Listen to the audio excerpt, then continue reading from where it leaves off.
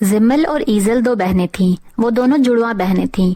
उनका ताल्लुक एक अमीर घराने से था। जिमल और ईजल कहने को तो जुड़वां थी, लेकिन दोनों की शक्ल सूरत काफी मुख्तलिफ थी। जिमल का रंग सांवला था, जबकि ईजल का रंग वाइट था और लंबे लंबे बाल भी थे। देखने में वो बहुत ज्यादा खूबसूरत थी। ईजल को इस बात का काफी गुरूर था, इसलिए वो जिमल के साथ भी अक्सर बदतमीजी से पेश आती थी। जिमल और ईजल की मामा ईजल को बहुत समझाती थीं कि जिमल आपकी बहन है, इसके साथ ऐसा बर्ताव ना किया करो, लेकिन ईजल किसी की नहीं सुनती थी। स्कूल में भी सारी क्लास की लड़कियां ईजल की फ्रेंड बन जाती हैं और जिमल अकेले एक कोने में बैठी रहती है। जिमल के सांवले रंग की वजह से कोई टीचर भी जिमल के साथ अच्छा सलूक नहीं करती थी। ऐसे ही वक्त गुजरता रहता है। जिमल और ईजल दोनों बड़ी हो जाती हैं। जिमल पढ़ाई में बहुत दिल लगाती थी, इसलिए आज वो एक अच्छे ऑफिस में जॉब कर रही होती है, जबकि दूसरी तरफ ईजल सिर्फ अपने हुस्न की तरफ ध्यान देती है। वो रोज मुख्तलिफ तरह की क्रीम्स और सीरम मंगवाकर ट्राई करती रहती है।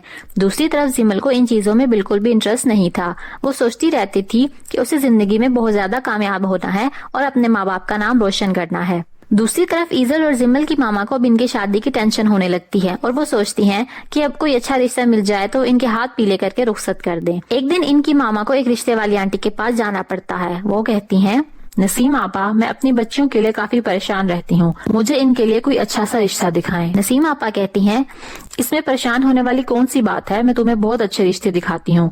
ये देखो लड़कों की तस्वीरें और बताओ मुझे तुम्हें कौन सा पसंद है, फिर मैं आगे बात चलाती हूँ। ईजल और जिमल की मामा कहती हैं, लड़का खानदानी होना चाहिए और पढ़ा लिखा भी हो। नसीम आपा कहती हैं, ये देखो ये लड़का बाहर से पढ़ लिख कर आया है और ये शहर की बहुत मशहूर कंपनी में काम करता है।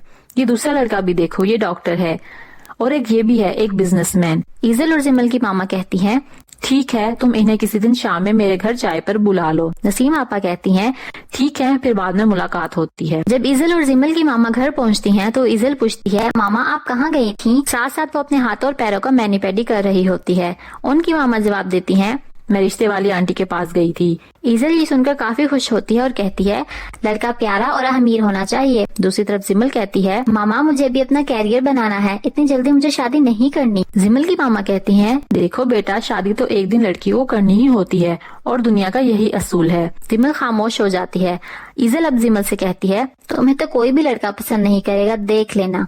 जिमल कहती है, तो ठीक है, ना करे, मुझे कौन सा भी शादी करनी है। ईजल कहती है, तुम्हारा रंग तो इतना सांवला है कि कोई क्रीम भी तुम्हें व्हाइट नहीं कर सकती, और फिर हंसने लगती है। जिमल ये सुनकर काफी अफसरदा हो जाती है। ईजल सोचती है, शाम में लड़के वाले आ रहे हैं, इसलिए मैं अभी से तैयारी शुरू कर देती हूँ।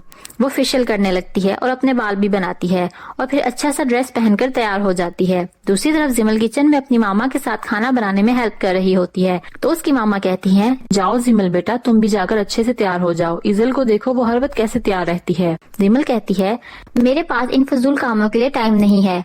मामा कहती हैं, अच्छा बेटा जाओ, चेंज तो कर लो, वो लोग अभी बस आने वाले होंगे। जैसे ही शाम में नसीम आपा अपने साथ लड़के वालों को लाती हैं तो लड़के वाले उनका इतना बड़ा घर देखकर काफी खुश होते हैं, क्योंकि वो खुद ज्यादा अमीर नहीं थे। फिर जिमल और ईजल जैसे ही चाय लेकर आती हैं तो दोनों लड़के वालों को ईजल ही पसंद आती है और जिमल को खूबसूरत ना होने की वजह से दोनों फैमिलीज रिजेक्ट कर देती हैं। लेकिन ईजल ये कहकर रिश्ते से इनकार कर देती है कि ये लड़के वाले इतने अमीर नहीं है, इस तरह के रिश्ते तो आते रहते हैं और दोनों तरफ से बात नहीं बनती। अब ईजल और जिमल की मामा कहती हैं, मैं तुम दोनों की वजह से काफी परेशान रहती हूँ। ईजल बेटा, तुम्हें कोई लड़का पसंद क्यों नहीं आता? अच्छी खासी जॉब थी उन दोनों की, बस देखने में मामूली शक्ल के थे तो क्या हुआ, और दूसरा उनकी अच्छी जॉब होने की वजह से एक दिन वो हमारे जितना बड़ा घर भी ले लेंगे। ईजल कहती है, शादी एक ही दफा होती है और मैं किसी किस्म का कॉम्प्रोमाइज नहीं करूंगी।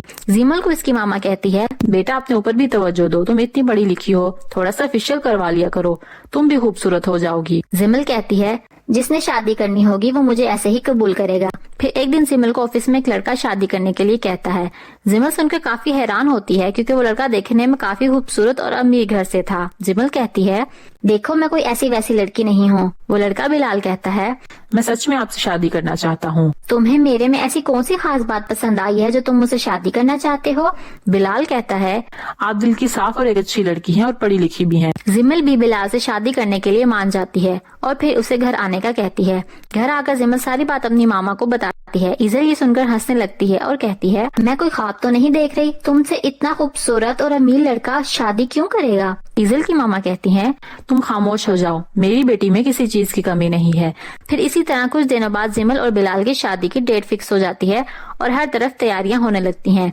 ایزل اپنے فیس پر وائٹننگ کے لیے ایک نئی کریم ٹرائی کرتی ہے. وہ ایک لوکل پارلر کی کریم ہونے کی وجہ سے ایزل کا فیس جلا دیتی ہے. اب ایزل کا رنگ کالا اور بری طرح سے جلا ہوا ہوتا ہے. وہ خود کو آئینے میں دیکھتی ہے تو چیختی ہے اور کہتی ہے میرے ساتھ ایسا کیوں ہوا. زمل اور بلال کی شادی والے دن بھی وہ اپنا منہ سب سے چھپا رہی ہوتی ہے، لیکن زمل اب اپنی زندگی میں خوش ہوتی ہے اور ایزل سے اب کوئی بھی لڑکا شادی کرنے کے لیے تیار نہیں ہوتا. ایزل اب سردہ ہو کر ایک کونے میں بیٹھی رہتی ہے. اس کی ماما کہتی ہیں بیٹا تم غرور کرتی تھی، دیکھو آج تمہارے ساتھ کیا ہوا، اور زمل کے پاس آج سب کچھ ہے. ایزل رونے لگتی ہے.